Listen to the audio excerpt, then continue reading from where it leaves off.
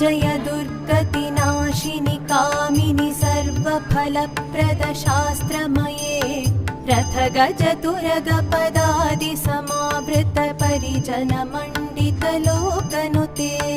Harihara Brahma सुपूजित सेवित तापनिवारण पादयुते